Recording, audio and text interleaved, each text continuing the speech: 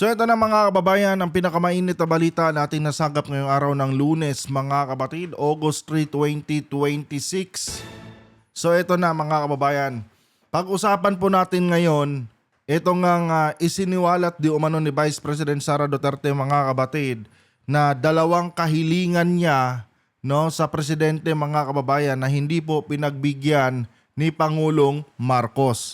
Kaya naman pala mga kapatid, kaya naman pala hindi siya pinagbigyan ni PBBM dito sa mga kahilingan niyang ito mga kababayan dahil napakalaking pera po pala mga kapatid ng gobyerno ang mai-involve dito kung sakaling pumayag po ang ating mahal na Pangulo.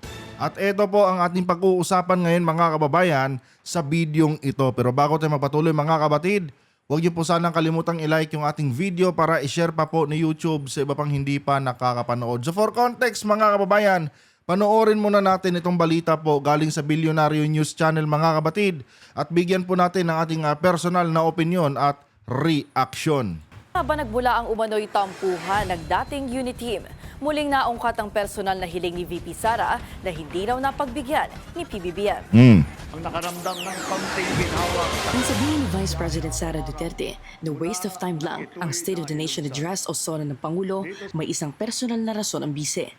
Dalawa lang ang hiningi ko Nung pumayag ako na tumakbo, katandem niya bilang kanya Vice President. Yung isa doon, one pa lang, hindi na niya sinunod. Wala pang 1 year. Isa lang yun. Related lang yun sa pakiusap ko sa kanya sa kailangan ko gawin gabi-gabi para sa aking mga anak kasi bata pa yung mga anak ko. So sabi ni Sara Duterte mga kabatid, isang napakasimpleng hiling lang daw. Nilalang lang ni Vice President Sara Duterte mga kabatid yung kanyang kahilingan na yon ni Pangulong Marcos. Alam nyo ba kung magkano mga kababayan? Yung magiging tawag nito. Alam nyo ba kung magkano yung mai-involve na pera dito mga kabatid sa kahilingang yun ni Sara Duterte na kanyang tinatawag na lang. Yung nilalang lang niya mga kabatid. Napakalaking pera po mga kababayan. Dahil ang hinihilingan ni Sara Duterte dito mga kabatid is yung paggamit niya araw-araw sa loob ng 6 na taon mga kababayan sa presidential chopper ng ating mahal na Pangulo. Mga kabatid, sa mga hindi po nakakaalam, ang presidential chopper po ni President BBM mga kabatid or ng presidente, kung sakaling gagamitin ni Sara Duterte yun mga kabatid, araw-araw sa loob ng 6 na taon, mga kabatid, pumapatak po ang isang araw nun ng 1.5 million hanggang 4 million mga kababayan kung balikan po yung kanyang paggamit sa presidential chopper. Para po maintindihan nyo mga kabatid, meron po akong ipapakita sa inyo dito. Wait lang mga kababayan. Kasi nga, ni-research natin mga kabatid kung gaano ba ka-expensive yung gustong gawin ni Sara na isi-service niya araw-araw yung presidential chopper. So ito mga kabatid, ayon po dito mga kababayan sa Gemini, kung gagamitin ang presidential chopper para sa Manila to Davao, tapos round trip mga kababayan, kasi papasok siya kinabukasan ang aabutin po mga kabatid sa gastos ng presidential chopper is 1.6 million, hindi pala 1.5. 1.6 million to 4 million pesos mga kabatid per day. Biruin nyo yan mga kababayan. 1.4 million to 4 million pesos a day mga kabatid. Bakit 4 million? Kasi nga mga kababayan, hindi pa sigurado kung iisang destinasyon lang yung pupuntahan ni Sara araw-araw gamit yung presidential chopper. Ngayon mga kabatid, kung i-compute po natin ito into 30 days mga kababayan, umaabot po mga kabatid, umaabot po ito mga kababayan ng 120 million a month. Oh. Saan ka nakakita ng ganun mga kapatid? 120 million a month. Sa loob sa loob ng 6 na taon mga kababayan, aabot po ang gagastusin ng opisina ng presidente mga kapatid para mabigyan lang ng convenience itong si Sara, no? Aabot po mga kababayan sa 8 billion pesos mga kapatid sa loob ng 6 na taon. Biruin nyo kung gaano kalaki mga kabatid, no? Ang lulustaying pera dito ni Vice President Sara Duterte kung sakaling pinagbigyan siya mga kababayan, no, ng presidente sa kanyang kahilingan. Aabot sa 8 billion pesos mga kabatid ang kabuwang gagastusin ni Sara sa loob ng 6 na taon. Oh, kaya mga kababayan, no, hindi pumayag si Pangulong Marcos. Kasi nga mga kabatid, ang presidential chopper kasi, intended lang po yan mga kababayan, no, for official business mga kabatid. Hindi po yan pwedeng gamitin, no, bilang pang service lang. Kasi nga, yung expenses mga kabatid ng presidential chopper na yan, galing po yan mga kababayan, no, sa kaban ng ating bayan. Galing po yan mga kabatid sa mga taxpayers, no, na araw-araw nagtsatsagang mag-commute, no? Araw-araw nagtsatsagang mag-commute mga kabatid sa mga pampublikong sasakyan. Oh. Biruin nyo mga kababayan, ano? Yung nagpapagasolina sa presidential chopper na yan mga kabatid, nagkanda kuba, nakikipagsiksikan sa MRT, LRT mga kababayan. No, tapos itong si Vice President Sara Duterte, mga kabatid, gusto niyang i-service lang araw-araw para ano? Para lang mapuntahan niya yung kanyang mga anak. Oh. Kaya hindi pumayag ang Pangulo dito mga kabatid dahil nakita po ng presidente na gustong waldasin, no? Gustong waldasin ni Sara Duterte mga kababayan ang pera ng taong bayan. Ang pera ng kaban ng bayan mga kabatid. Ang pera ng mga taxpayers. Oh. Nagalit si Vice President Sara dito. Sabi ni Vice President Sara Duterte, mga kapatid, wala pa daw 1 buwan. No? Simula nung manalo sila, hindi na daw tinupad ni Pangulong Marcos. Aba, malamang, Madam Vice President. Sa 1 buwan mo pa nga lang ginamit ng presidential chopper na yan, gumastos na po ng 120 million, no? Ang opisina ng presidente. Di ba? Tapos gusto mo, araw-arawin mong gamitin yung presidential chopper? Okay ka lang, Madam Vice President? Oh, dito natin makikita mga kabatid, no? Kung gaano kawalda sa pera itong si Sara Duterte. Wala siyang pakialam mga kababayan, no? Or wala siyang simpatya mga kabatid sa mga kababayan niyang mga taxpayers, no, na nagkanda kuba-kuba na sa pagtatrabaho, no? Nakikipagsiksikan sa mga pampublikong transportasyon, no? Tapos siya mga kababayan, gusto niya easy go lucky lang. Anong klaseng vice presidente to mga kabatid? Kung dito pa lang mga kababayan, nagpakilala na po si Vice President Sara Duterte, paano na lang yan mga kabatid kung maging presidente siya? Oh, paano na lang yan pag naging presidente siya? Pag presidente ka pa naman mga kababayan, kailangan may escort ka lagi. Kung araw-araw yung gagamitin yung presidential chopper mga kabatid, oh, 4 na milyon na ang gagastusin doon ng gobyerno, no? Plus yung gastos pa doon sa mga escort ng helicopter. Oh, isipin nyo yan mga kababayan kung gaano kalaki, no? Ang lulustaying pera ni Sara Duterte mga kabatid para lang sa kanyang walang kwentang kapritsyo. Diyos ko mga kababayan. Bagaman personal daw ito at maaari namang hindi ito pa rin, isa lang daw ito sa hanay ng expectations mula kay Pangulong Bongbong Marcos na hindi naman nagkatotoo. Kaya Hoy, Vice President Sara Duterte. No, parang naliliitan ka lang talaga sa 120 million a month ano. No wonder kung bakit yung confidential funds mo na 125 million nalustay mo sa loob lamang ng 11 days. Oh, dito pa nga lang, 'di ba, mga kapatid? Maliit lang daw ito na hiling sa pangulo. No? Pero hindi na daw natupad ng presidente, mga kababayan. Naliliitan pa siya, mga kapatid, ha? Sa 120 million a month. Diyos ko po. Anong klaseng vice presidente ito? Kaya bakit pa raw ba siyang maniniwala at manunood ng SONA? Yung patungkol sa kanyang hiling, kayo na po ang mag-compute. Kung ito ay napatupad, kung magkano magiging gastos ng gobyerno. Yan na nga, mga kababayan. 1.5 million, 1.6 million to 4 million, mga kapatid. A day. A day, mga kababayan. Oh, ganun kalaki ang gagastusin.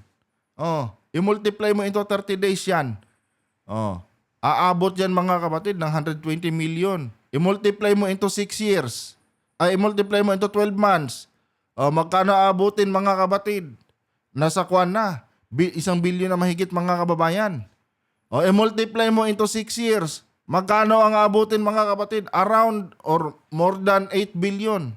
No? Approaching 9 billion, mga kapatid. Yung aabutin sa expenses, no, ng presidente kung pinayagan ni Pangulong Marcos, no, na gawing service ni Sara Duterte yung chopper na yan, yung presidential chopper na yan.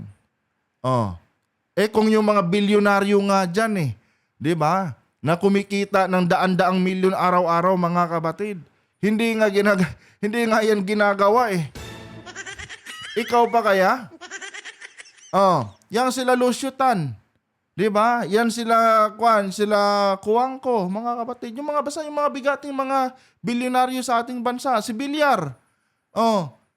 'Di ba? Nakita nyo ba na araw-araw gumagamit yan ng helicopter? Hindi. Oh, kasi nga, mga kababayan, napakalaki ng expenses, mga kapatid.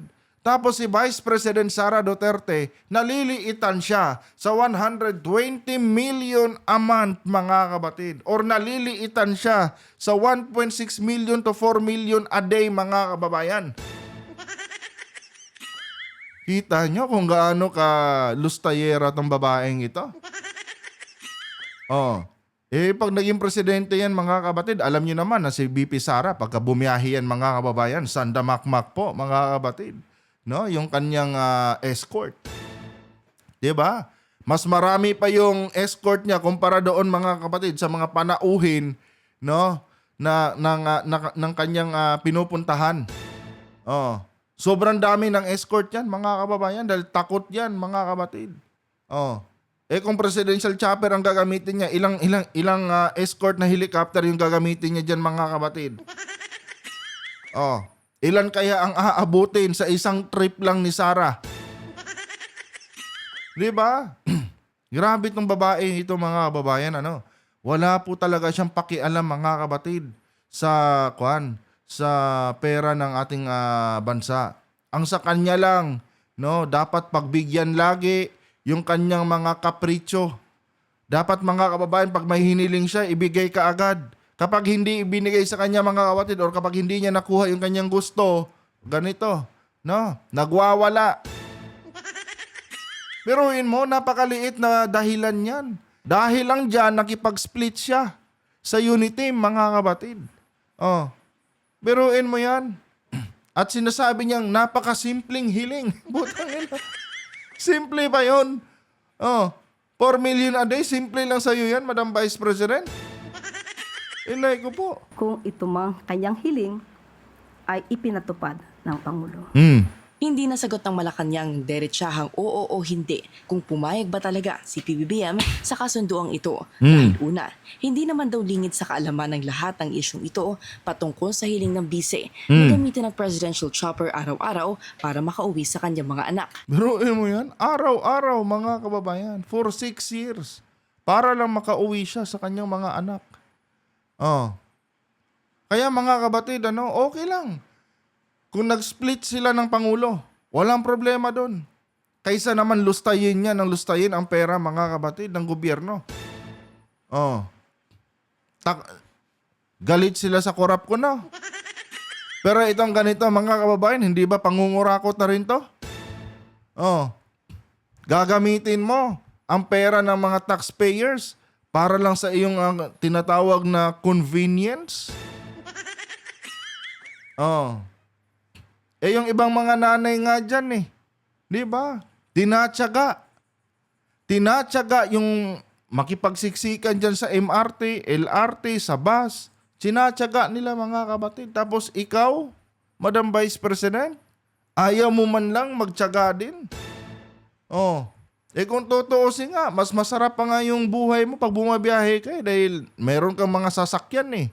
Yung mga ordinaryong mga Pilipino na nagbabayad ng buwis, no? Para may pangpasahod sa inyo. Sa tingin nyo, pareho yung serbisyo na nakukuha nila sa serbisyong meron ka? Oh. Ganon yun mga kapatid. Yung iba dyan, sumusuong sa baha, mga kababayan, makapasok lang sa trabaho. Tapos si Vice President Sara Duterte, mga kabatid, naka-Land Cruiser. Oh, di ba? May magandang air condition na sasakyan kapag pupunta siya sa isang lugar. Oh. Hindi pa siya nakontento diyan. Gusto niya mga kabatid, helicopter.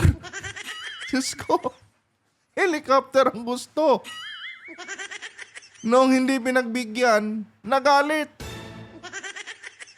Ano utak yan? At pangalawa, dahil hindi pa raw naman parte ng gobyerno ang spokesperson na si Undersecretary Claire Castro noon, wala raw siyang categorical answer para sa publiko. Pumutok ang isyong ito noon pang 2022 bago pa maghiwalay ang Uniteam Tandem sa mismong birthday ng Pangulo nang pasalamatan ni VP Sara si PBBM sa pagtulong sa kanya bilang isang working mother. Sa caption ng pangalawang Pangulo, sinisigurado raw ni Marcos na saan man siya nagtrabaho during the day, she is home to tuck her children to bed. Kaya't laking pasasalamat ito sa 250th Presidential Airlift Wing. Kalakip na litrato ng bise sa presidential chopper ay ang selfie nila ng Pangulo. Una na ring itinanggi ng Office of the Vice President ang issue na araw-araw daw gamit ng bise ang presidential chopper dahil ginagamit lang naman daw ang helicopter for official functions. Manila-based na rin daw ang pamilya ng Vice Presidente.